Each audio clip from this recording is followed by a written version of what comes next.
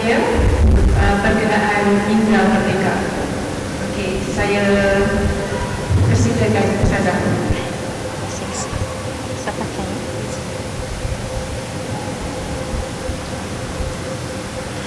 A'udzubillahi samii'il 'aliim minasyaitonir rajiim. Bismillahirrahmanirrahim. Alhamdulillahilladzi hadana li hadza wa ma kunna linahtadiya lawla an hadana Allah. Asyhadu an la ilaha illallah wa asyhadu anna Muhammadan 'abduhu wa rasuluh. Amma ba'd. Assalamualaikum warahmatullahi wabarakatuh. Alhamdulillah ala kulli hal. Sedikit kesyukuran kita rafakkan kepada Allah Subhanahu wa taala dengan limpah kurnianya, dengan kasih sayang Allah, dengan rahmatnya yang tidak pernah bertepi, ya. Allah Subhanahu wa taala telah panggil hati-hati kita. Allah pilih kita, Allah panggil hati-hati kita untuk sama-sama kita berada dalam satu majlis insya-Allah yang penuh dengan keberkatan. Semoga, ya, kehadiran kita pada hari ini Allah Subhanahu wa taala akan mencatatnya, malaikat akan mencatatnya sebagai amal soleh dan diterima di sisi Allah Subhanahu wa taala insya-Allah. Jadi hari ini selaku program kuliah duha kita, ya, tajuk yang diberikan Mitra Merdeka, ya, yang mana sebenarnya hari Malaysia kita hari ini Ustazah nak berceloteh, nak berceritalah tentang, ya, bagaimana kita bila nak sebut tentang merdeka ni, ya. Bila sebut merdeka mungkinlah, ya, dalam kepala kita kata, ya, pergi dekat dataran merdeka, tengok kereta hias, ya, sebut, ya, merdeka melangkah merdeka. Padahal, ya, bila kita sebut merdeka ini dari sudut Islamnya lagi jauh, ya, lagi jauh ibu-ibu sekalian, iaitu sebagaimana kita dapat merdekakan diri kita dari belenggu syahwat, daripada menjadikan nafsu itu sebagai raja diri kita. Kita dapat merdekakan diri kita menjadi hamba Allah Subhanahu wa taala yang taat, patuh, ya, serta bertakwa kepadanya. Kita tidak menjadikan tagihan pujian manusia itu sebagai hadap atau matlamat utama, tetapi kita mengharapkan agar Allah SWT dia sentiasa melihat kita, Allah merawat kita, Allah dia sentiasa memilih kita di antara hamba-hambanya yang diberi, ya, petunjuk dan hidayah sepanjang hidup. Itu yang kita nak. Jadi Ustazah nak hari ini, ya, ibu-ibu sekalian muslimat, ya, yang Ustazah kasihi, muslimin pun ada kat belakang sana, ya, bersama-sama kita betulkan nama itu kita dalam setiap amalan. Kita kena letakkan apa yang kita buat, bukan kita mengharap pujian manusia. Kita kenal daripada kepompong itu supaya apa yang kita buat sebenarnya adalah untuk Allah Subhanahu wa taala, lillahi taala. Bahkan ibu-ibu datang hari ini ke kelas Ustazah pun, nama itu kita yang paling asas adalah kerana Allah Subhanahu wa taala. Sebagaimana kita sedia maklum, ya, dalam surah Al-Hadid Allah Subhanahu wa taala, ya, berfirman, wa huwa ma'akum aina ma kuntum. Allah ini ada di mana-mana bersama dengan kita. Kita kena yakin kita tidak pernah sunyi, ibu-ibu sekalian. Kita kata jiwa kita merdeka, tapi selalu kita sebut kita sunyi. Balik rumah, anak, ya, tak ada duduk asrama, buka pintu, suami sibuk bermesyuarat dan sebagainya, ya, tengok muka kita aja seorang-seorang. Kita kata ya Allah sunyinya, duduk seorang-seorang menangis seorang-seorang. Mulalah ingat anak, ya, gaduh nak pergi asrama dan sebagainya, nak pergi ustian, nak tengok anak, nak pergi jumpa adik-beradik. Kenapa? Sebab kita rasa kita suram. Tapi ketahuilah muslimat sekalian, bahawa kita tidak pernah seorang. Betul tak ibu-ibu sekalian? Adakah istilah sunyi dalam diri kita? Betul, bila kita tak ada siapa kita rasa sunyi. Tapi ketahuilah bahawa kalau kita mendapat cinta Allah SWT, kita tak pernah rasa sunyi. Tak pernah rasa sunyi. Kita balik, kita akan rasa Allah sentiasa bersama dengan aku. Allah tidak pernah, yang muslimat sekalian, seketik pun meninggalkan kita. Bahkan Allah sentiasa merenung kita, memberi kita rezeki, memberi pahala kepada kita. Bahkan Allah SWT sentiasa membahagiakan kita. Sebab itu bila kita kata jiwa yang merdeka, kita kena yakin bahawa kita sentiasa bersama dengan Allah. Kalau setengah orang tu, setengah tu dia kata, alah, tak apalah, kita buatlah apa saja, yang penting kita dapat memenuhi kehendak manusia. Sebab bila mana kita meletakkan manusia itu sebagai perkara utama yang kita nak capai, kita akan tidak sedar meletakkan Allah itu nombor dua. Sedangkan muslimat sekalian, Allah SWT ini sentiasa kasihkan kita. Ada peristiwa seorang lelaki ketika di akhirat dia telah pun menaiki mizan. Bila naik mizan saja, muslimat sekalian, bila duduk atas timbangan tu berat sikit je. Macam kita kata sebiji berat. Sebiji berat. Makna berat sikit je sebelah kiri.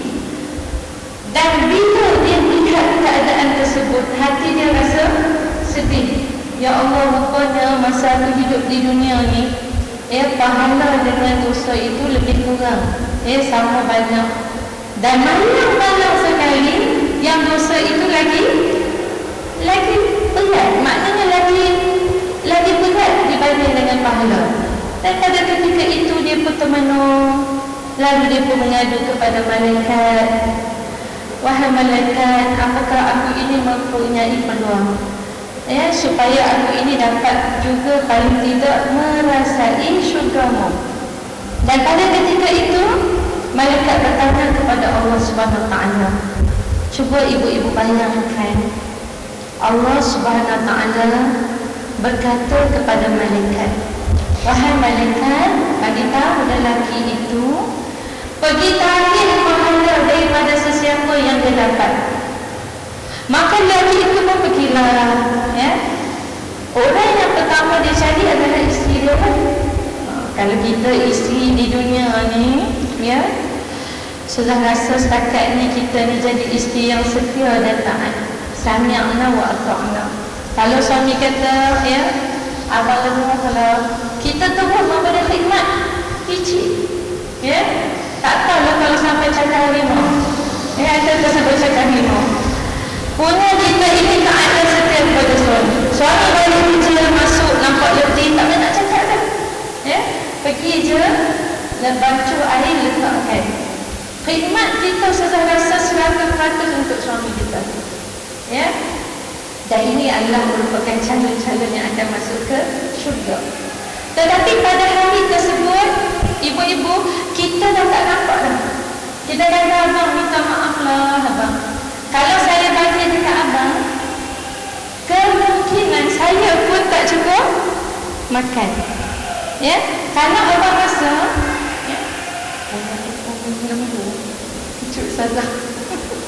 kalau abang rasa saya boleh memberi kasih sayang kepada abang, buat masa ni saya minta maaf, saya takut saya pun dua kali terima dengan abang.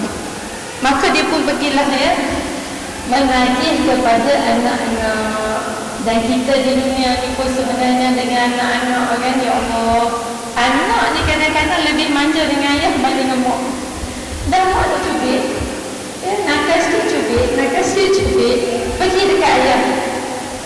Ayah inilah yang biasanya akan memujuk rayu anak-anak. Tapi pada masa tu ibu-ibu, ayah tu bila pergi kepada anak kata, abang minta maaf lah abang.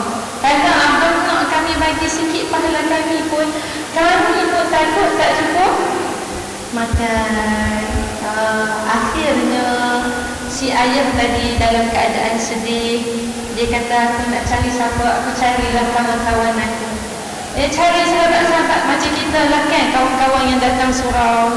Ya, insya-Allah kawan-kawan ni sentiasa yang menemani kita. Cari kawan-kawan yang datang surau. Tapi bila cari kawan-kawan datang surau, tuan sama jawapannya. Memang ibu-ibu sekalian kita di akhirat dan tak nampak apa dah. Ya, Sayyidatina Aisyah pernah bertanya kepada Rasulullah SAW. Ya, kita di akhirat ni semua dalam keadaan berbogil. Ya, takkan kita ni tak tengok masa tu, ya, manusia lain dalam keadaan berbogil. Maka apa jawab Rasulullah, wahai Aisyah, pada hari tersebut tak sempat kita ni nak menengok orang dunia. Tak sempat nak tengok pun.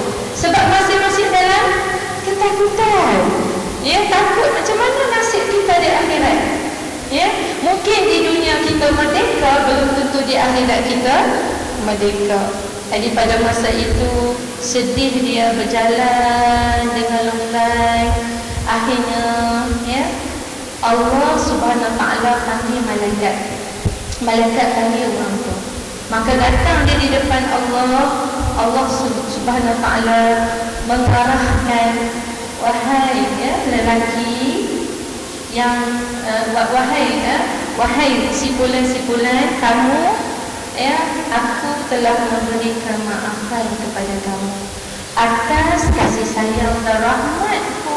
Aku ampunkan kamu, masuklah kamu ke dalam syurga. Jadi pada masa itu, Masya Allah, Ustazah nak sebutkan, kalau di dunia ini Allah sentiasa kasihkan kita, wa huwa ma'akum aina ma kuntum, di akhirat pun Allah lagi kasihkan kita. Kenapa kita di dunia ini kadang-kadang lalai dengan Allah Subhanahu Wa Taala? Sedangkan Allah sebut dalam surah Al-Qaf, ya, Allah sebut, Bismillahirrahmanirrahim, firman Allah Subhanahu Wa Taala, wa nahnu aqrabu ilaihi, kami ini lagi dekat kepada manusia, ya, min hablil warid, lebih dekat daripada urat tekuk. Urat tekuk ni ibu-ibu maknanya kita tak nampak. Kalau nak tengoknya kena tengok cermin. Ya, tengok cermin baru nampak urat tekuk kita. Dan Allah Subhanahu Wa Taala tegaskan, kami ini, Allah kata, Allah guna kami itu tunjuk qawi, kekuatan Allah lebih dekat, lebih akrab, lebih sinonim dengan kamu, lebih lagi daripada hablil warid. Apa dia hablil warid? Urat tekuk kita. Jadi ibu-ibu sekalian, kita ni Allah cipta cantik dan comel dah. Ya, laqad khalaqnal insana fi ahsani taqwim. Sesungguhnya aku jadikan manusia ini sebaik-baik bentuk. Kalau orang perempuan, Allah bagi dia, ya Allah, ya, ada paras orang perempuan ni dia macam kereta Mercedes lah. Kereta Mercedes ni kalau lama ke baru comel, ya. Kadang-kadang yang umurnya dah 6 series atau 5 series macam kereta Mercedes lah. Kalau dah gila polis cantik kot tu, ya, sport ring tu selalu buka kalau orang minat cantik. Orang perempuan ni macam kereta Mercedes lah. Kalau tengok, Masya Allah, spoiler dia, bumper dia, macam tu lah orang perempuan ni kan. Ibu-ibu sekalian, Allah jadikan kita cantik. Cuba ibu tengok semua, Ustazah tengok ibu-ibu semua cantik sangat, ya. Memang Allah jadikan kita ini sesempurna makhluk ciptaannya. Bahkan kita orang perempuan tak boleh jadi lelaki, tak boleh jadi lelaki tak boleh jadi ya, dok tukar pula, ya, ada krisis identiti. Ya, pakat nak jadi pancake belakang. Pancake tak boleh pakai, ni pancake. Yang lelaki pula kadang nak jadi perempuan. Allah dah buat cantik. Laqad khalaqnal insana fi ahsani taqwim. Sebaik-baik ciptaan, sebaik-baik makhluk Allah bagi dia lelaki, Allah bagi dia perempuan, bagi ada perasaan, maka akan lahirlah keluarga yang sakinah, mahabbah, mawaddah, warahmah. Tapi kita lihat kenapa bila manusia balik kepada Allah, laqad khalaqnal insana fi ahsani taqwim thumma radadnahu asfala safilin. Balik je kamu kepada aku, kamu duduk tempat yang paling rendah. Rendahnya itu maksudnya kamu berada di dalam neraka aku. Masya Allah. Sedangkan di dunia aku dah bagi kamu ini cantik, aku bagi kamu sempurna, kamu bebas beribadah. Kita kan nak datang kuliah agama, tak ada masalah. Ustazah rasa ambil kunci start kita boleh datang. Nak 1000 daya, tak nak 1000 dalil, itu sahaja. Bahkan Rasulullah SAW menyebutkan dalam satu hadis, barang siapa yang datang nak belajar satu bab saja, dia dah tempat satu kursi di dalam syurga. Ibu-ibu datang lagi campur Ustazah lagi gombak, ibu-ibu ada dia nak ke sini datang dan letak kereta jalan semata-mata nak datang kuliah duha ini. Allah dah bagi kat kita satu tempat di dalam syurga. Maka tidak ada alasan ibu-ibu sekalian, tiba kita balik kepada Allah SWT, kita duduk di tempat yang paling bawah sekali malamnya. Masya Allah. Bab neraka ni, adik-adik kat belakang dengar Ustazah sebut, tak boleh main-main, tak boleh buat joke neraka. Kita kata dekat kawan kita, sumpah kali ni aku janji aku tak buat lagi. Janji. Kalau aku buat aku masuk neraka. Subhanallah. Jangan duk buat joke macam tu. Abang, kali ni saya janji memang saya takkan lagi curang dengan abang. Kalau saya buat kali ni memang neraka tempat saya. Jangan sebut macam tu.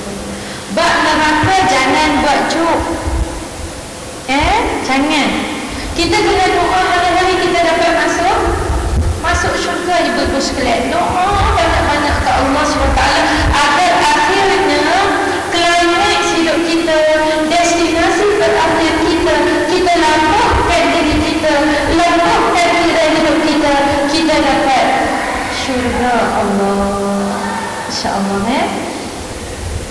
Illa alladhina amanu wa amilus solihat. Siapa yang akhirnya dia tidak dapat, dia tidak dimasukkan dalam neraka, illa alladhi, kecuali orang-orang yang beriman dan beramal soleh. Amal soleh ni bagaimana? Beriman dan beramal kerana Allah, bukan kerana manusia. Saya sebut tadi merdeka tadi, sebab cerita tajuk kita merdeka. Merdeka ni bila kita tidak dibelenggu dengan menjadikan syaitan dan nafsu. Itu raja kita. Alhamdulillah, setakat ni amal ibadah kita kerana Allah Subhanahu Wa Taala. Ibu-ibu sekalian, kita kena sentiasa ingat, kita kena sentiasa ingat bahawa in ahsantum li anfusikum. Kamu buat baik itu sebenarnya untuk siapa? Untuk diri kamu sendiri. Kita sebenarnya tak boleh nak bergantung dekat suami kita, tak boleh bergantung dekat kawan-kawan kita. Kita kena lihat diri kita ni sebenarnya yang nak balik jumpa Allah. Walaupun satu kubur itu kadang-kadang ditanamnya ramai-ramai kan. Dia kata aksiden satu keluarga, dia tanam sama-sama lah ramai-ramai. Kot-kot lah kan. Boleh discuss masa nak jawab soalan. Boleh discuss lah. Itu siapa lagi ibu-ibu sekalian.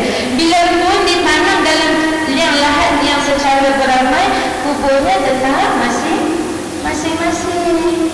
Diri kita masing-masing ibu-ibu sekalian. Sebab tu kena ingat, kita lah yang akan menjawab soalan yang malaikat tanya. Bukan siapa-siapa kita nak boleh elok, siapa-siapa nak tolong jawab. Tak ada siapa-siapa. Kena yakin innallaha alimun bi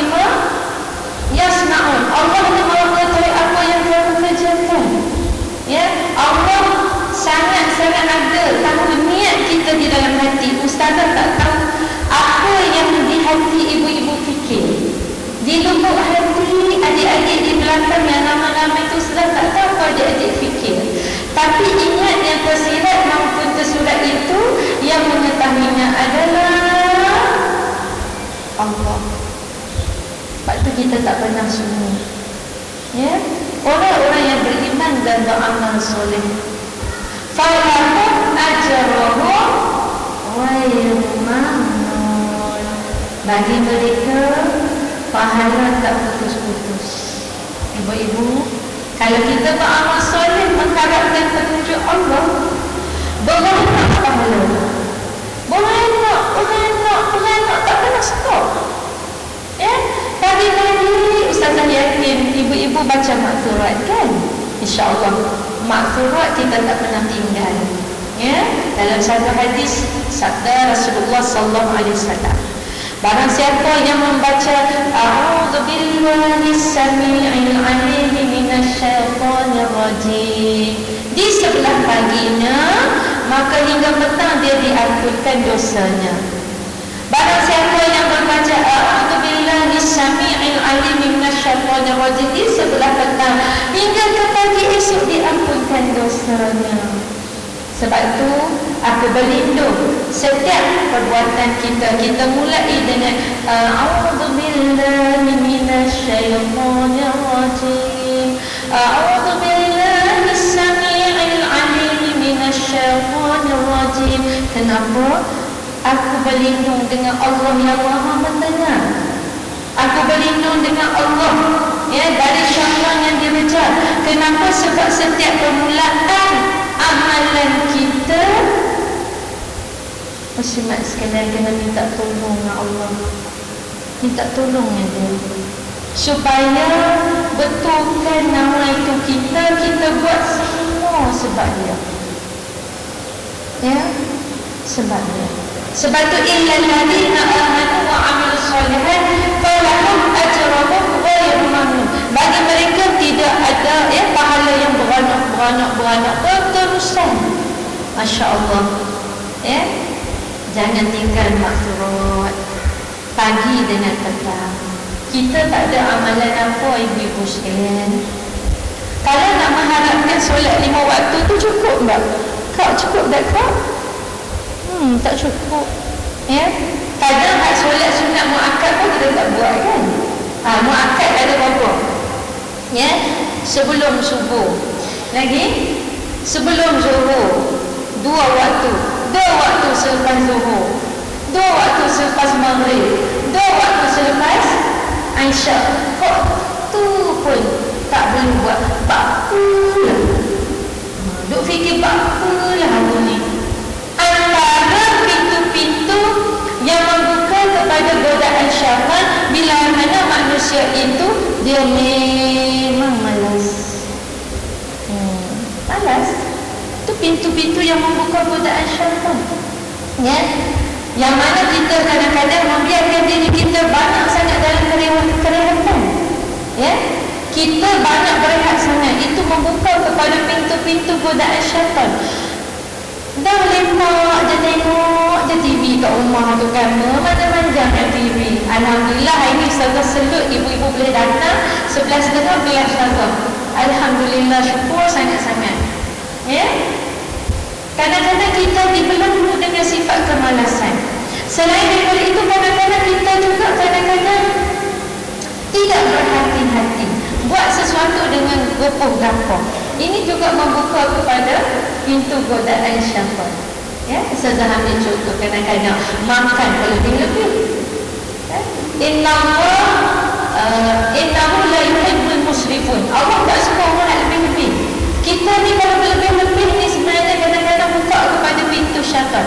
Tidur berlebih-lebih, cakap berlebih-lebih, makan berlebih-lebih. Nampak? Rehat berlebih-lebih. Nak kita berlebih-lebih ni. Allah tak suka orang yang suka berlebih-lebih. Allah tak suka orang membazir, orang suka buat sesuatu berlebih-lebih. Kita buat bersederhana. Sebab tapi kita berhati-hati dalam mengatur urusan kehidupan. Al-'ajlata minasyaitan wa ta'anni minallahi ta'ala. Ya, orang yang kadang-kadang kalau kabutlah buat sesuatu ni kan kadang-kadang tak berhati-hati, itu dari syaitan. Tapi orang yang taat ni berhati-hati, think first before you take action, any action. Ya, fikir selalu sebelum kita buat sesuatu tindakan. InsyaAllah minallahi ta'ala, ianya dari Allah Subhanahu Wa Ta'ala. Mari kita fikir dulu ibu-ibu sekalian. Sebab itu bila kita sebut jiwa merdeka, Ustazah nak kita amalkan doa Fatimah Zahra. Yang mana Fatimah Zahra ni dia baca doa ini pagi dengan petang. Mungkin Ustazah yakin bunda-bunda, kakak-kakak sekalian memang dah amal doa ni. Ya, doa ni selalu dibaca, kadang-kadang imam baca doa yang diamal oleh Fatimah Zahra.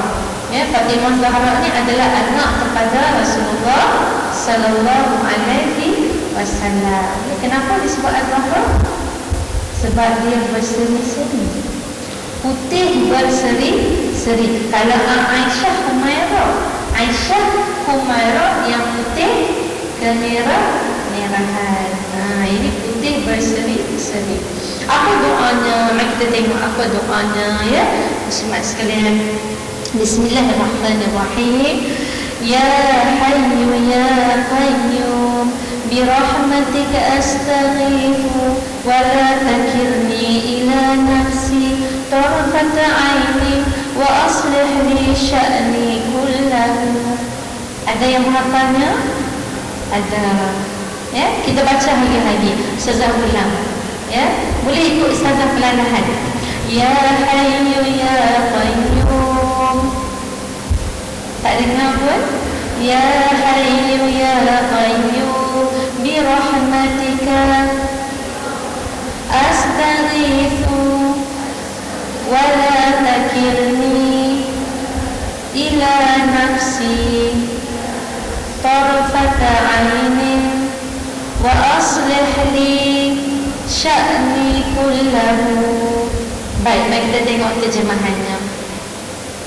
Wahai yang maha hidup, Allah Subhanahu Wa Ta'ala, wahai yang maha hidup dan yang berdiri dengan sendiri dengan rahmatnya, Ya Hayyu ya Qayyum birahmatika, dengan rahmat engkau, astaghithu. Ya, apa maksud astaghithu? Kami memohon pertolongan, wala takilni, dan jangan engkau biarkan, ila nafsi, aku mengurusi masalahku sendiri, tarfata ainin, meskipun sekelip mata, wa aslih li sya'ni kullahu, dan perbaiki urusanku kesemuanya. Muslimat yang Ustazah kasih, ayat ni sebenarnya, doa ni sebenarnya nak suruh kita letakkan pertolongan kita yang sepenuhnya kepada Allah.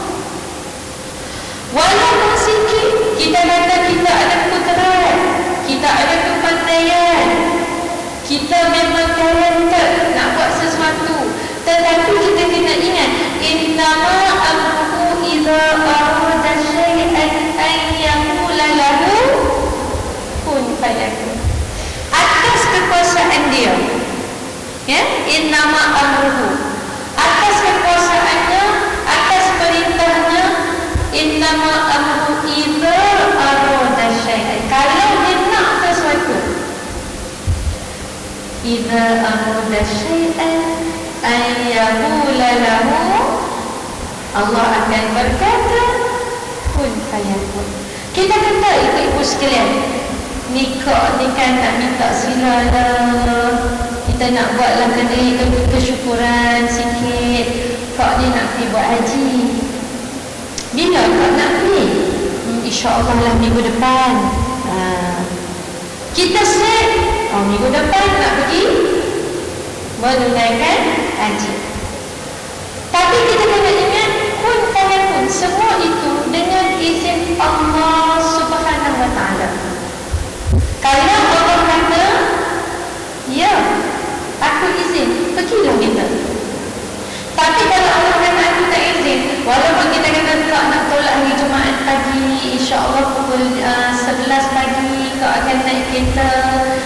bolehlah nak datang. Kalau Allah kata tak izin, maka tak berlaku.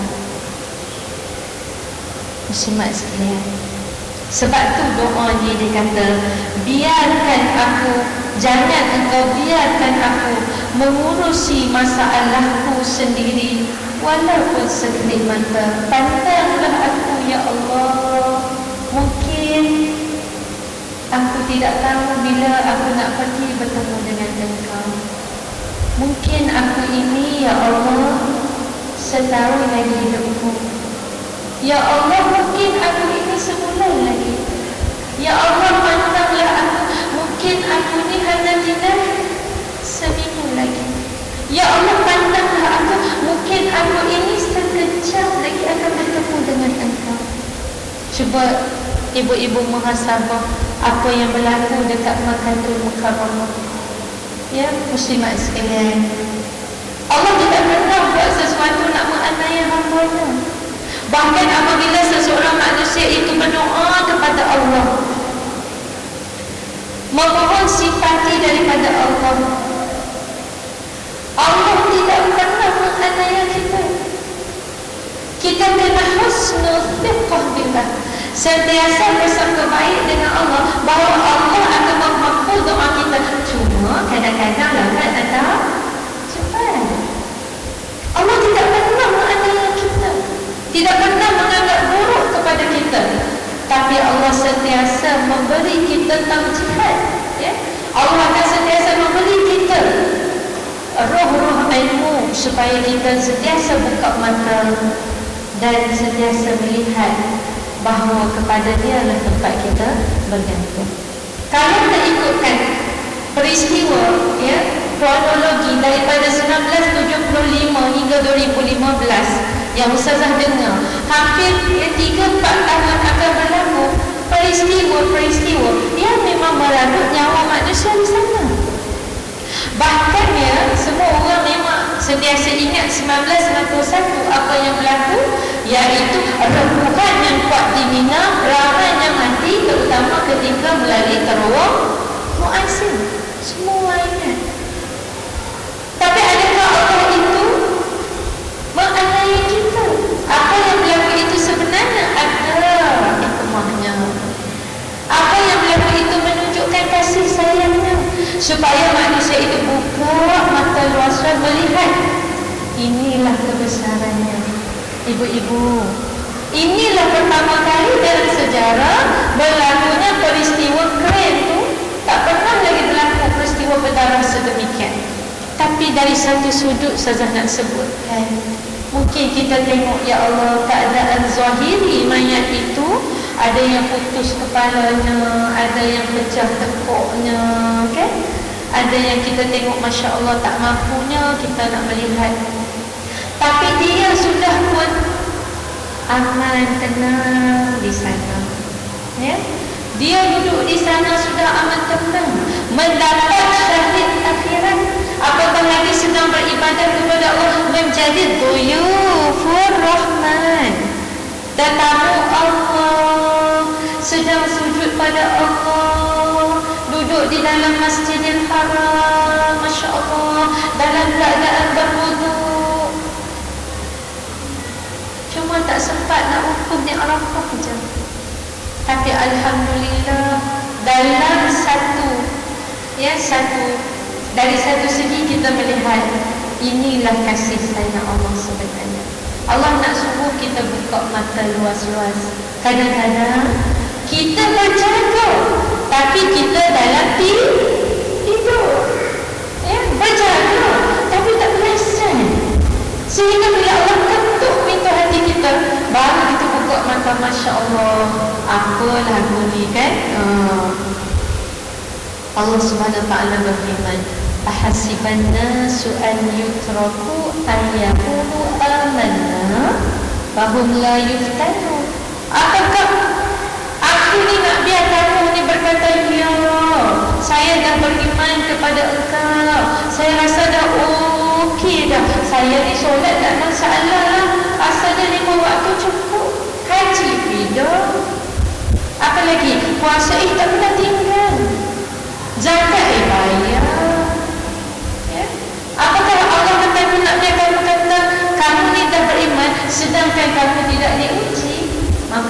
maksiat ini sebenarnya nak mematangkan kita, bahkan nak menambahkan rasa kasih sayang yang mendalam antara kita dengan Allah Subhanahu Wa Taala. Adik ibu-ibu sekalian, ya, jangan jadikan dunia sebagai matlamat. Jadikan akhirat matlamat kita, insya-Allah kita tenang. Kenapa Nabi kata ada orang muda tapi jiwa orang tua tapi jiwa muda?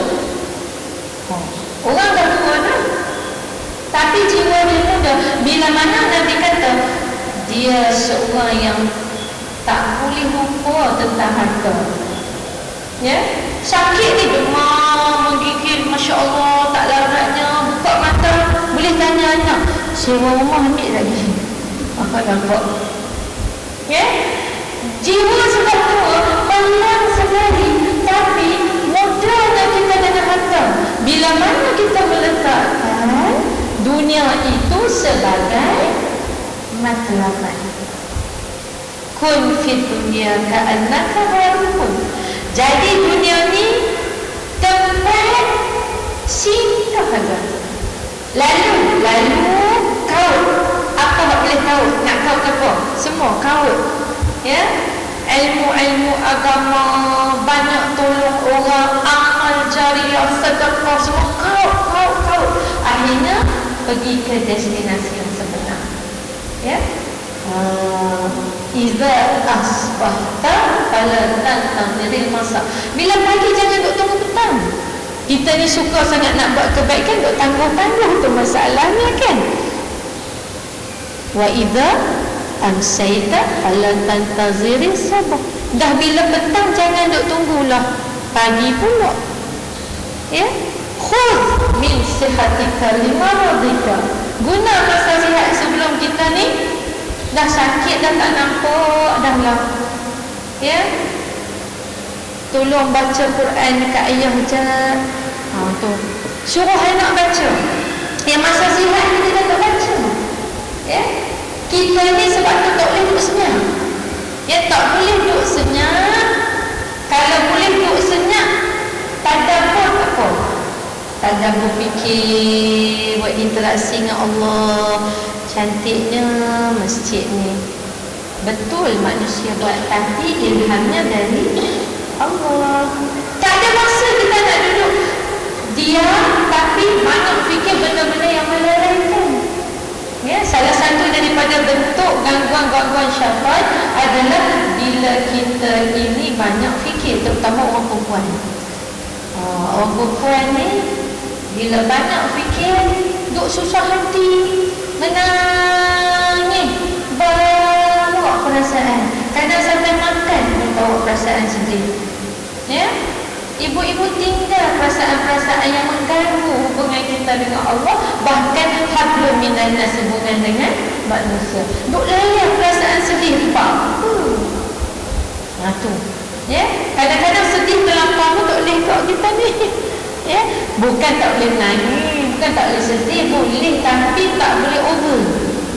Bila over sangat, kadang-kadang dia akan bercampur dengan benda lain. Ya, cuba kita lihat, bila kita ini dalam keadaan susah, tengok ada lagi orang yang susah pada kita, maka kita akan tersenyum. Betul tak? Kalau kita kata, saya ni, Allah bagi saya ni sakit, ustazah saya tak sangka, saya sihat tiba-tiba kena kanser. Ada orang lagi teruk pada kita. Kalau kita, Allah bagi paling tidak kesedaran awal, insya-Allah ada preparation nak jumpa Allah. Betul tak? Ya? Kawan ustazah ada sakitnya baru tahu, ya, pankreas kan, kanser. Dan sekarang ni dah memang tak ada harapan. Tinggal masa sudah pergi ziarah, dia kata dia pegang tangan ustazah. Tapi kita jangan tunjuk down depan dia. Jangan kita pula down, kita pula sedih. Dia pegang tangan kita, dia yang kuat. Ustazah ni dah nak keluar dah mutiara, ya, duk tahan, dia tahan. Sebab dia tak pernah menangis kalau ustazah, ya, dekat Melawati tak pernah. Dia pegang tangan ustazah, dia kata, ustazah, Kok ni tinggal 4 bulan lagi. Tapi dia senyum. Siap tanya ustazah, macam mana ustazah, kejap lagi kau nak solat macam mana? Dia tahu dah, bukan tak solat saja, Raika sudah datang. Ustazah, macam mana kau nak solat ustazah? Ustazah ajar. Ustazah, macam mana kau nak tayamum? Kok kadang rasa tak boleh bangun dah ni. Tidak ada sikit bola mata dekat mata dia tu, Ustaz tak nampak linangan walaupun sedikit. Apa yang sebelum Ustazah nak balik dia kata apa tu Ustazah? Dan Ustazah memang ingat kata-kata ni. Ustazah, paling tidak Allah bagi signal dah dekat kau. Itu yang Ustazah memang terasa sangat, Masya Allah, ya. Paling tidak Allah bagi signal dah dekat kau, dia kata. Daripada kau tak tahu apa-apa, tiba-tiba Allah ambil nyawa. Memang kalau kita ditakdirkan sedemikian bagi orang yang dah bersedia, tak apa, hadiah bagi orang bersedia. Tapi orang tak bersedia macam mana? Tapi alhamdulillah sempat bertaubat dalam sakit itu, insya-Allah menjadi kafar untuk mengampunkan dosa-dosa kita. Di muslimat sekalian, khudh min sihatika lima rabbika. Kalau masa ni rasa kurang baca Quran, mohlah kita setiap kali lepas solat kita baca Quran. Mohlah kita beramal dengan maghfirah. Mohlah kita pakai diri kita ini, tiap-tiap kali nak tidur baca 3 supaya insya-Allah tidurlah keadaan iman dan takwa. Kalau pun Allah nak ambil nyawa, mati dalam husnul khatimah. Kena fikir ibu-ibu sekalian, kena fikir matlamat kita sekarang adalah akhirat. Sebab bila kita sebut merdeka kita jangan dihampur dengan hanya kebendaan. Sifat Madiyah itu bukan ada pada kita, itu sebelah barat. Tamadun Islam tidak pernah meletakkan bahawa kebendaan itu menjadi matlamat utama. Kalau kita lihat sebagaimana Rasulullah SAW, taraktu fikum amrain lan tadillu ma tamassaktum bihima. Aku tinggalkan kepada kamu 2 perkara. Kamu takkan sesat selagi kamu pegang teguh kepada 2 perkara ini, kata Nabi. Aku tak tinggalkan kamu harta berlimpah ruah, kekayaan, kereta besar, rumah besar. Aku tak tinggal pada kamu. Tapi yang aku tinggal adalah amrain. Apa dia 2 perkara itu? Quran dengan sunnah tu. Moh kita ibu-ibu sekalian, jangan kita leka. Khudh min sihatika lima mautika wa min hayatika limautika. Masa kita hidup sebelum kita dah pergi kepada Allah. Kalau dah pergi kepada Allah, tak boleh buat apa-apa pun sekalian. Ustazah nak bagi petua sikit. Bagaimana kita ni kalau boleh nak jauhkan daripada gangguan syaitan, ibu-ibu boleh amalkan 7 ayat kursi. Ustazah sebut untuk diri Ustazah juga ni. 7 ayat kursi selama 40 hari. Itu kita amalkan. Ini kalau ikut kaedah perubatan Islam, supaya kita boleh letakkan benteng dalam diri kita. Benteng bila kita baca tu, baca janganlah sambil duduk tengok TV. Sambil duduk makan ni, Allah la ilaha illallah al-hayyum. Duduk makan jajan, duduk baca ayat kursi. Kadang-kadang sambil duduk masuk tu pun kita duduk baca. Kena duduk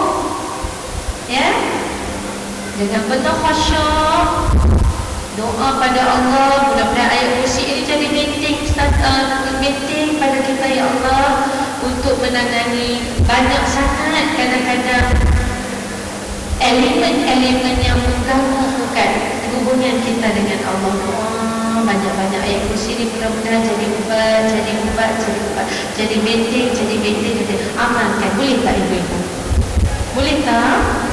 Tapi cara kita nak baca, kita jangan baca maknanya sambil lewat. Baca dengan penuh khusyuk, dengan penuh mengharapkan pertolongan dari Allah. InsyaAllah ada kesannya. Selama berapa hari? 40 hari.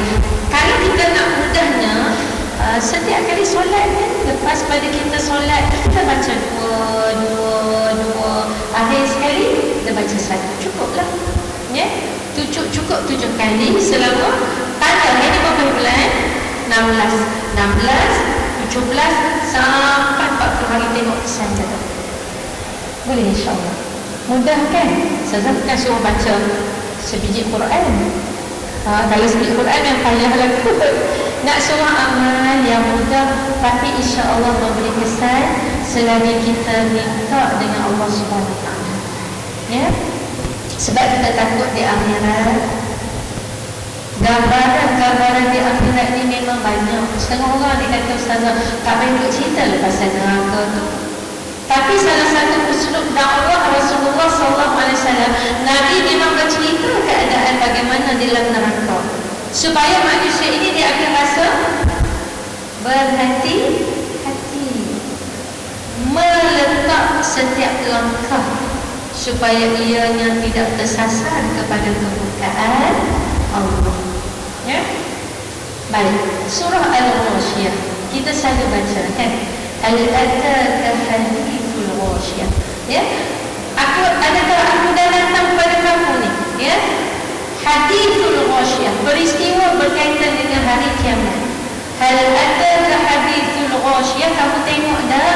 Yauma idzin, hal ataka Hadithul Ghasyiyah, wujuhun yauma idzin khashi'ah. Pada hari itu wajah-wajah manusia itu dalam keadaan yang sangat hina. Hina kerana apa? Amilatun nasibah, bekerja dengan berat tetapi terpaksa menanggung kehinaan di dalam neraka. Tu yang kita duk sebut kadang-kadang penat nak kita buat kerja kat dunia kan. Tut-tut impaknya bukan syurga tapi neraka, yang tu kita bimbang. Ya, ayat ni Allah sebut dah. Ya, wujuhun yawma idzin khashi'ah amilatun nasibah. Dia rasa hina dek kerana dia bekerja berat, tapi impaknya adalah neraka. Apa ayat yang seterusnya? Wujuhun yawma idzin khashi'ah amilatun nasibah tasla naran hamiyah. Ya, masuklah dia di dalam neraka naran hamiyah yang sangat panas. Ini pengajaran dari Allah direct kepada kita. Ya. Kemudian apa lagi ayatnya? Tusqa min ainin aniyah. Dia diberi minum, ya, mata air yang mendidih dalam neraka. Tusqa min ainin aniyah. Laisa lahum ta'amun illa min dhari'. Tidak ada makanan pada masa itu melainkan yang berduri. Laisa lahum ta'amun illa min dhari'.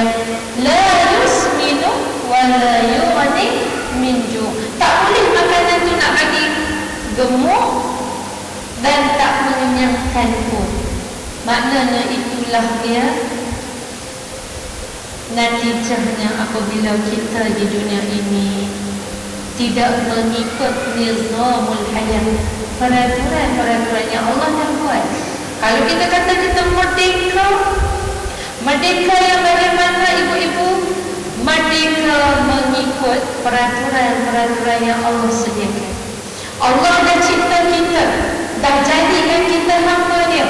Kita baca dari ayat 8, khalaqnal insana fi ahsani taqwim.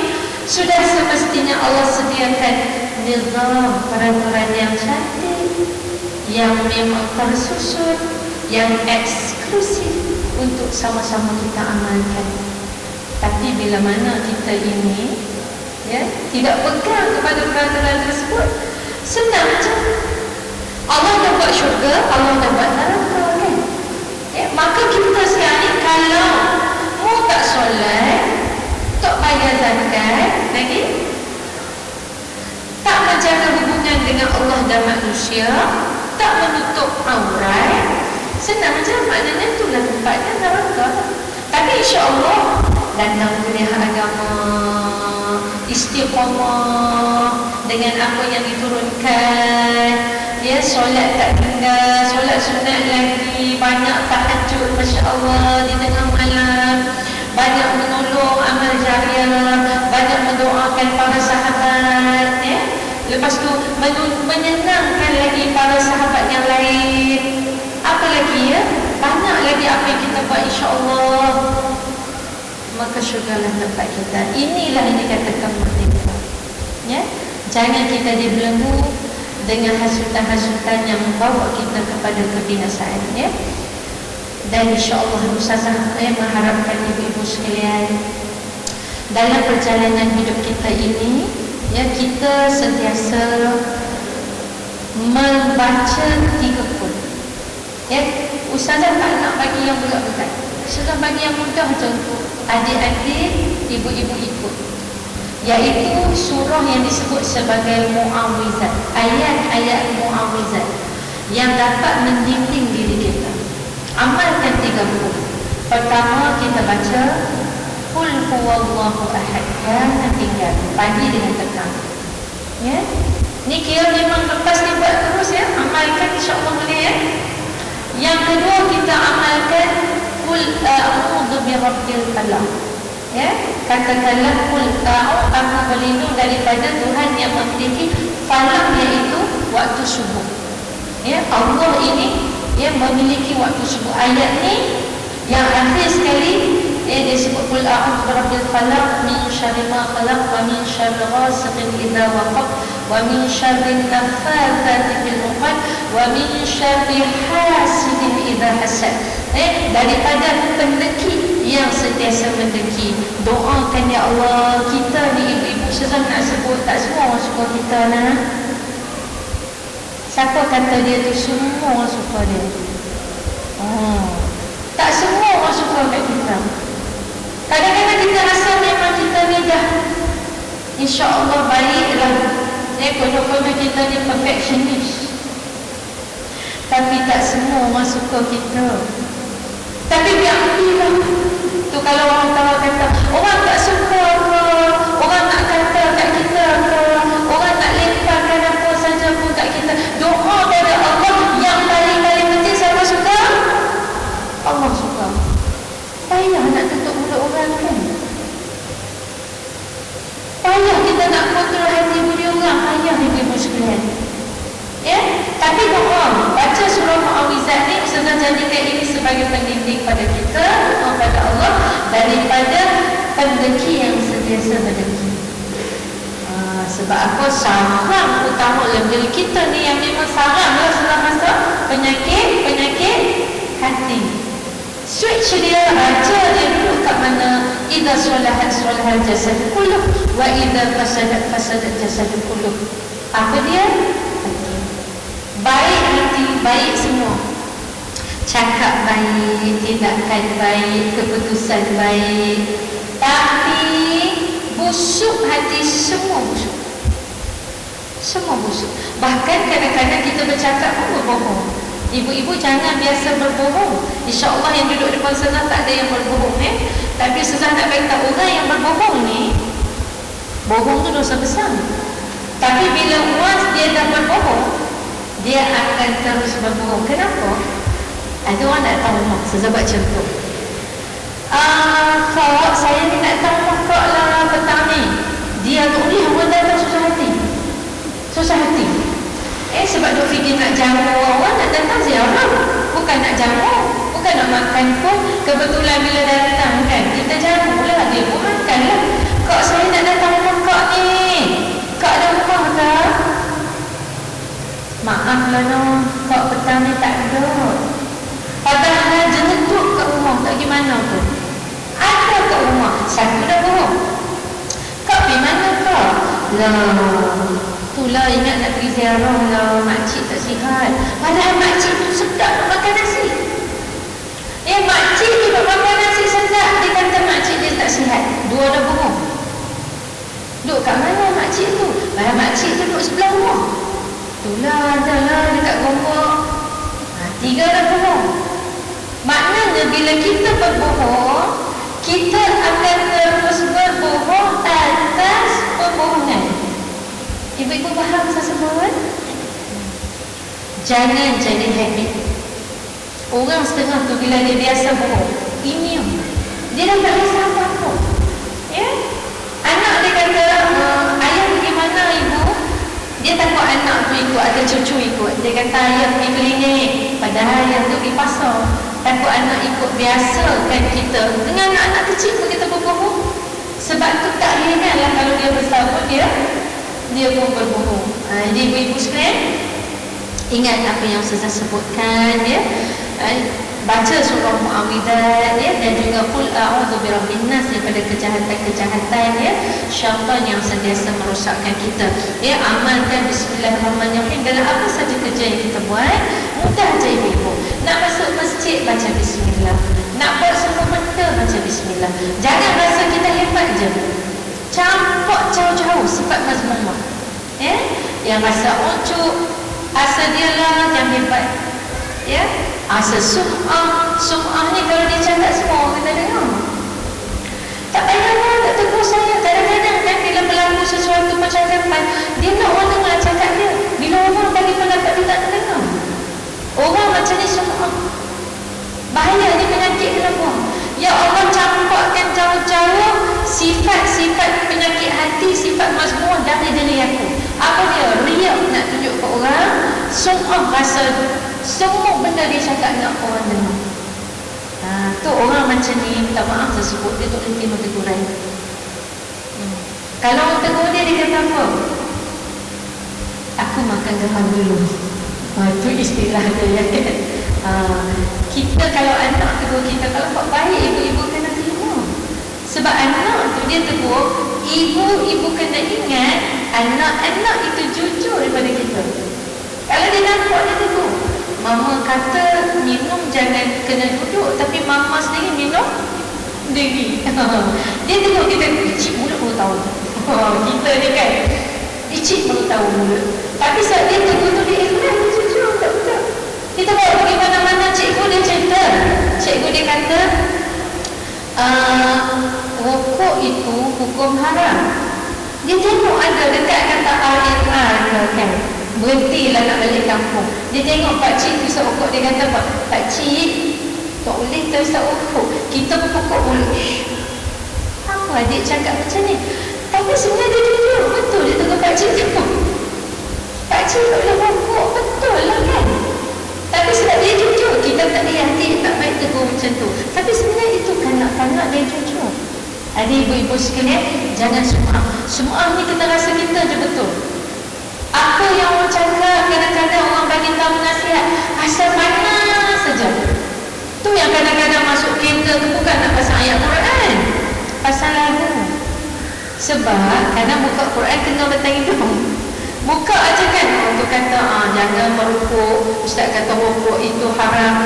Dah, dia geram tutup terus.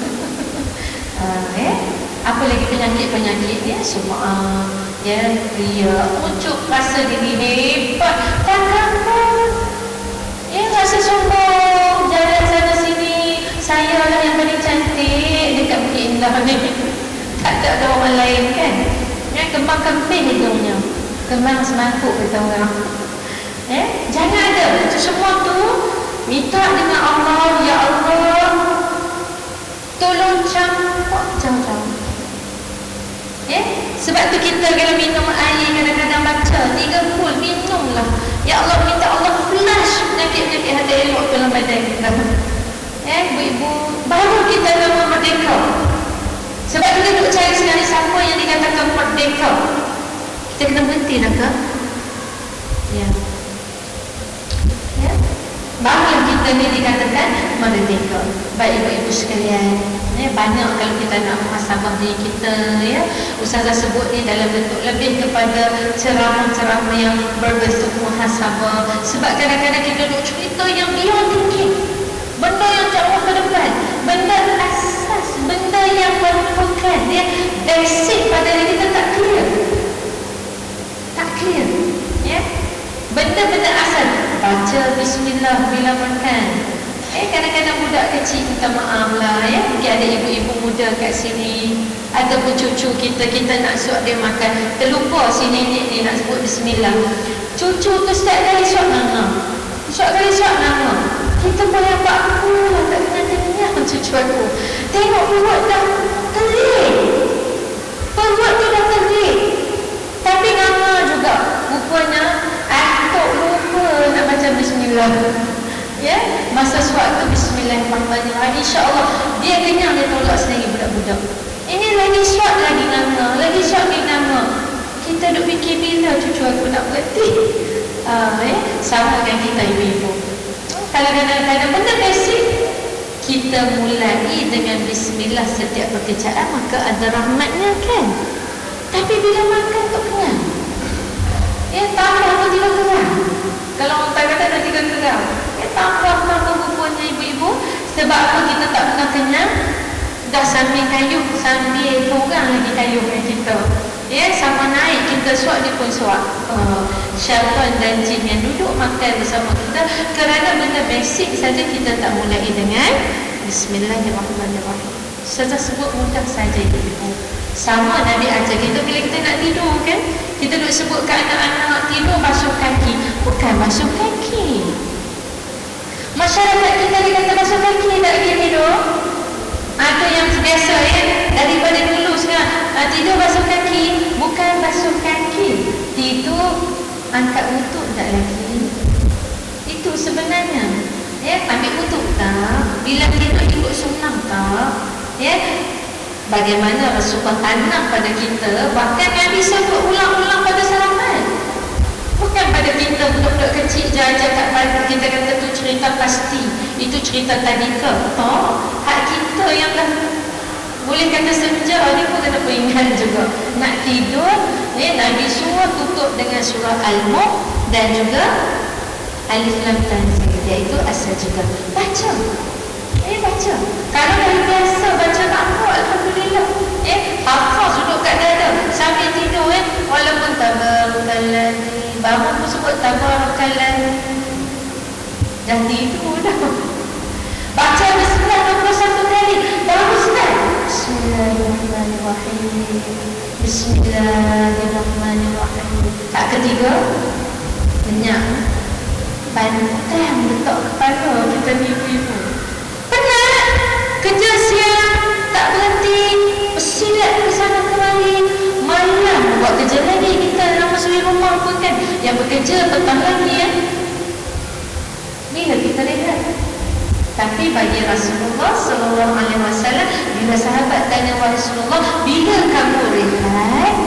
Jawab Nabi, bila aku tunaikan solat. Solat itu kerehatan pada Nabi. Kita solat lalu nak habis cepat, tak ada tomat lingah dah. Laju macam cari capling. Lepas tu baru je dengan takbir, keluar ambil benda, masuk. Assalamualaikum warahmatullahi wabarakatuh. Dah bagi salam. Punyanya cepat solat. Bagaimana kita nak menghayati solat Rasulullah SAW? Setiap bacaannya diterjemah satu persatu, dihadam satu persatu, masuk dalam diri, meresap dalam diri dan dipraktikkan. Sebab tu inna solat tanha anil fahsya'i wal munkar. Solat memang confirm dapat cegah daripada perkara munkar, perkara-perkara yang fahsya'i wal munkar. Benda-benda yang fahsya, benda yang tak elok, dan munkar. Maka solat itu insya-Allah jadi penting. Tapi kenapa solat itu tak boleh cegah kita daripada benda-benda yang hina, benda yang munkar? Sebab solat itu tak ada roh. Cepat sangat, kalang kabut. Tapi bila duduk tengok TV boleh lama pula. Itu boleh shopping 3 jam ada shopping. Satu beli sejam, beli 2 jam, window shopping. 3 jam ni. Tapi bila buat solat saja 5 minit untuk boleh bertahan. Sebab tu sama-sama kita muhasabah diri kita, jadikan solat itu sebagai benteng untuk cegah diri kita daripada kemungkaran, perkara-perkara yang melalaikan kita, supaya kita insya-Allah ada bekalan untuk pergi berjumpa dengan Allah Subhanahu Wa Taala, ya. Jiwa yang merdeka ini jiwa yang jauh daripada belenggu-belenggu, yang sebenarnya kita rasa ianya akan memberi suatu, kita kata, stres untuk kita, ya. Tapi kalau kita sentiasa beramal dengan apa yang Allah turunkan, kita akan rasa tenang. Ya, tenang ini sebenarnya satu nikmat yang sangat hebat yang Allah beri kepada orang-orang yang sentiasa takarrub dengan dia. Ya, kita tak akan dapat ketenangan kalau kita tak takarrub dengan dia. Takarrub ni apa, ibu-ibu sekalian? Dekatkan diri dengan Allah. Kena usaha, kena himmah, kena push diri kita. Kadang-kadang kita rasa ya Allah Ta'ala tak push ibu-ibu, ya. Gangguan, bentuk-bentuk gangguan bila kadang-kadang sedih kita ni semuanya dia jadi kena tangkap, ya, sakit dekat larat je. Ada bangun tidur tu rasa ya Allah tengah malam ni kan, nak bangun nak pergi ambil wudu pun susah, nak solat di 1/3 malam pun susah. Sebab apabila bangun ya Allah beratnya badan ni, ya, sakitnya tubuh ni. Jadi kita kena atasi, keluar daripada kebun tersebut supaya insya-Allah kita, ya, nampak matlamat kita adalah akhirat, ya. Ustazah buka pada 2-3 soalan sekiranya muslimat ingin bertanya, silakan. Ada apa-apa nak tanya Ustazah? Ya, kadang-kadang Ustazah cakap seorang je kan, ibu-ibu boleh nak tanya apa-apa, silakan.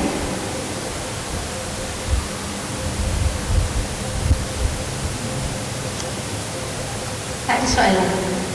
Silakan. Kak boleh buat sikit kan? Saya tak berapa dengar. Ya.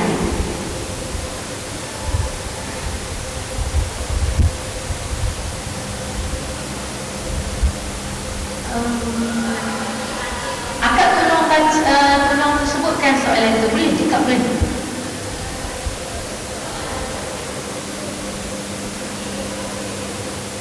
Saya tak dengar. Akak ke depan, ya. Macam mana Kak? Kak ke depan sikit. Guna mikrofon tak apa.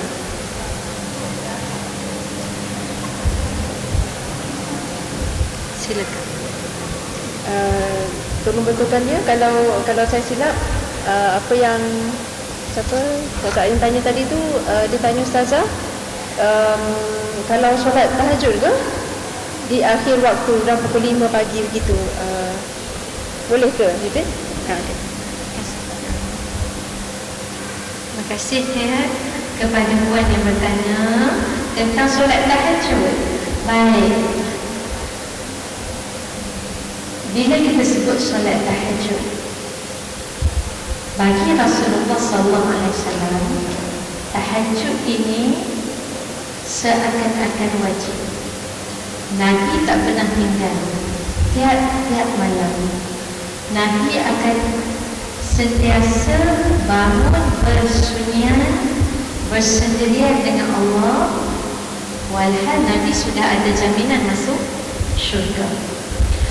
Baik Ismail, ibu-ibu, bila kita sebut tahajud, seboleh-bolehnya kita ikutkan sunnah Rasulullah. Kalau kita tak boleh buat tiap-tiap hari, kita buatlah seminggu sekali. Tak boleh seminggu sekali, saya tak sebutlah kan, sebulan sekali dan ya. Tak boleh sebulan sekali, 2 bulan sekali pun jadilah. Kenapa saya sebut sedemikian? Sebab ini adalah solat sunat yang sebenarnya merupakan metod untuk kita memohon ampun pada Allah. Allah Subhanahu Wa Taala akan memakbulkan doa hamba-Nya pada beberapa tempat. Dan di antara tempat-tempat yang Allah akan makbulkan adalah pada 1/3 malam, ketika kita bangun di tengah malam. Cuma ya, mindsetting kita, bila kita bangun tengah malam, kita jangan nak kawal semua solat, ya? Sebab kau tanya ni tahajud, ada kata kita kata, oh saya nak bangun malam, mindsetting kita, oh saya mesti kampui semua Semua solat-solat tu, orang kata kampung itu semuanya letak satukan. Oh, saya kena mula-mula Ustazah, saya kena buat tahajud. Lepas tu saya kena buat tambat. Lepas tu saya kena buat tasbih. Lepas tu Ustazah saya kena buat hajat. Lepas tu saya kena buat witir. Tak jadi baru langsung. Paling tidak motivasinya ibu-ibu ni Ustazah nak, kalau kita motivate diri kita, paling tidak tahajud. Dia belakang tanya tadi, tahajud jadilah bangun, ya, kita sudah membuka satu ikatan syaitan. Bila orang tu jaga, dia diikat dengan ikatan syaitan supaya jangan bangun, kita berjaya buka salat. Kemudian bila pergi ke bilik air, jangan kencing saja. Kadang-kadang letak kencing, kita berbukti dulu. Lepas kencing, buka satu ikatan. Syaitan menangis. Dia kata, percaya orang ni buka satu lagi ikatan. Ikatannya, dia percaya ambil wudu. Lepas ambil wudu, ikat lagi satu ikatan yang memang kuat. Dia dapat leraikan ikatan itu. Bila mana dia dapat mengambil sejadah, pakai telekuk, dengan penuh khusyuk, bersunyian dengan Allah, cukup memadai dia bertahajud. Ya, solat tahajud ni tak boleh buat siang, tak valid.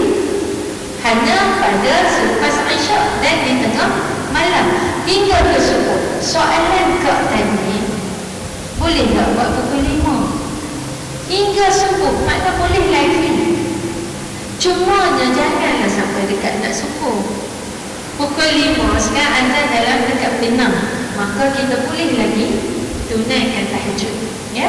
Lepas kita tunai tahajud, kita zikir, kita menangis. Ibu-ibu menangis ni sebenarnya Nabi suruh kalau tak boleh menangis, paksa nangis.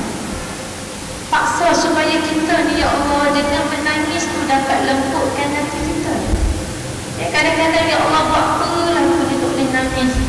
Kadang-kadang majlis doa kan, ustaz baca, duk tengok muka orang.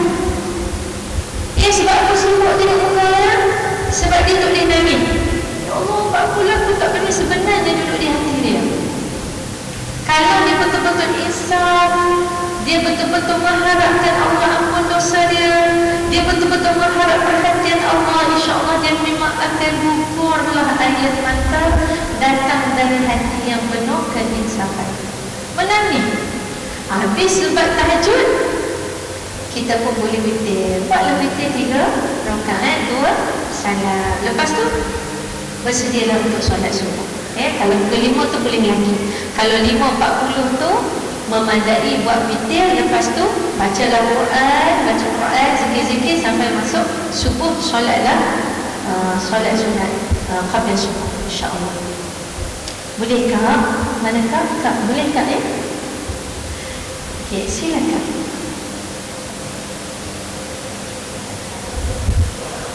Ada mikrofon tak? Ya, Kak, silakan guna mikrofon. Assalamualaikum Ustazah. Bagaimana caranya untuk kita khusyuk dalam solat? Baik. Terima kasih Kak. Khusyuk solat ni sebenarnya satu perkara yang susah ke senang? Susah ke senang, saya nak tanya? Susah ke senang?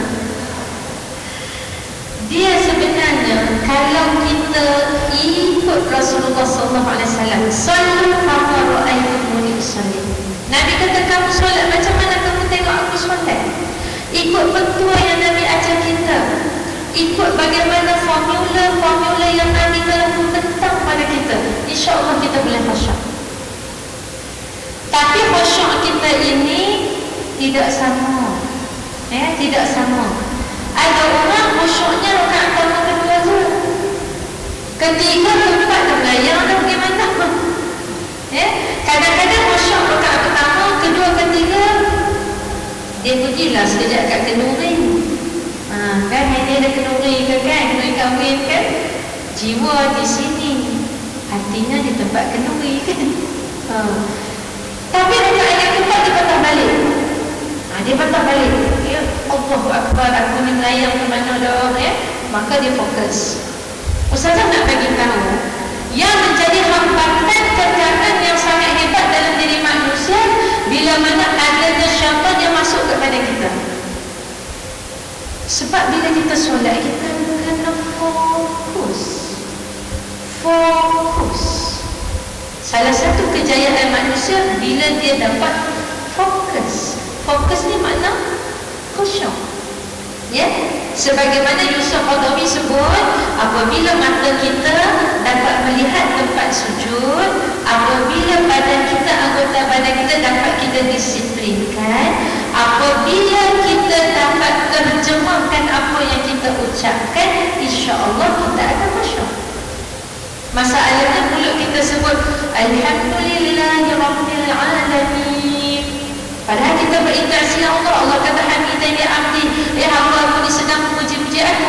Tapi kita semua sebut Alhamdulillahirabbil alamin, tapi kita punya kepala kita, otak kita sudah pergi melayang-layang ke shopping mall. Habis dalam macam tu. Adik muslimat sekalian, bila kita solat, sebagaimana Rasulullah ajar kita, kena memahami maknanya. Balik ibu-ibu baca setiasa Quran terjemahan. Ustazah kan ajar, kalau di tempat-tempat lain kita belajar tafsir, kita memang kena tengok satu-satu. Ya, bila kita tengok satu-satu, misalnya kita tengok surah Al-Fatihah, Alhamdulillahirabbil alamin, segala pujian Tuhan sekalian Allah, kita akan masuk dalam badan kita. Sebab syaitan ni dia boleh masuk ikut tanda seni. Celah kuku dia boleh masuk. Ya, masa duduk solat, mata ni duduk tenung lama, gantai. Sekali. Sedap lah pula. 2 kali. Sebenarnya gangguan. Gangguan ibu-ibu. Dia masuk kok mata, kadang-kadang kok telinga kita, kok mana bahagian-bahagian sulit, ya, dan dia akan bersebanti dalam badan kita. Sebab itu kita kena ada ta'zimullah. Apa itu ta'zimullah? Membesarkan Allah bila kita solat, merasai bahawa kita ini orang sangat kerdil di depan dia, sangat kecil, sangat hina, sangat hina di depan dia, dan Allah itu sangat besar, sangat hebat, sangat agung, dan Allah sedang perhati kita. Bahkan Ustazah bercakap, ibu-ibu sedang Allah sedang tengok kita. Allah tengok kita, Allah tengok Ustazah bercakap, Allah tengok, ya, semua Allah perhati. Maka di situ, ya, kena ada ta'zimullah, kena memahami makna ibu-ibu, dan kena menganggap mungkin ini adalah solat saya yang terakhir. Kejap lagi kita solat zuhur tu, kena rasa ini mungkin yang terakhir. Kita tak tahu. Ajal maut di tangan Allah. Ya, idza jaa ajaluhum la yastakhiruna sa'atan wa la yastaqdimun. Bila datangnya ajal, Allah tak cepat, Allah tak lambatkan, mandat Allah mesti ambil, maka kena bersedia. Sebab itu ibu-ibu kena letaklah kepala kita, mungkin ini adalah solat terakhir. Do the best. InsyaAllah buat yang terbaik. Buat yang terbaik. Fokus, fokus. The power of focusing, itu penting. Ya, bila kita buat sesuatu, macam mana powernya kita fokus, kita dapat ingat Allah tengok aku, Allah tengok aku, Allah tengok aku. Jangan main-main, jangan main-main. Dan kita himmah, kita paksa diri kita supaya jangan ingat benda-benda yang lain. Yang lain semua masuk dulu dalam beg. Hal-hal dunia masuk dalam beg. Sit dulu. Sekarang urusan akhirat. Saya dengan Allah, saya bersembang dengan Allah. Saya tak boleh sombong. Ini mungkin solat yang terakhir. Allah tahu siapa saya. InsyaAllah akan khusyuklah kita. Ya, sebab itu saya sebutkan, jangan, ya, Nabi kata kita solat cepat sangat, dan jangan sangat lambat pula. Sampai lambat, sampai Allah Siap pusing Allah tak jadi, Allah tak jadi. Dia akan masuk pula bab lain apa? Bab was-was pula. Macam-macam kita ni kan. Yang paling penting fokus sibuk. InsyaAllah. Ya? Faham makna? Bagi perempuan, ingat ini solat yang terakhir untuk kita. Ya? Urusan luar, urusan dunia, semua duduk di luar. Jangan bawa masuk dalam solat. Urusan anak, urusan suami semua pada masa itu KIB. Ya? Tak peduli, insyaAllah. Baik. Tak ada dah ya soalan. Kita kena berhenti. Mungkin tak ada soalan terakhir tak? Boleh ya? Soalan terakhir insyaAllah. Ya, wa'alaikumussalam. Kita tak boleh bergerak kuat tekan atau bergerak kalau kita ada nak berkorban. Macam mana Kak? Macam mana? Ada yang mengatakan seseorang yang ingin nak membuat korban, dia dilarang daripada bergerak kuku, bergerak dan sebagainya. Ya, Saya ya. mohon bercakap. Baik, terima kasih Kak. Baik. Bila kita masuk yang 1 hingga 10 Zulhijjah ini, antara 1 hingga 9 ini ya, ada satu hadis di mana Rasulullah SAW bersabda ya, betapa Allah ini mengasihi orang yang boleh beramal 1 hingga 9 Zulhijjah ya.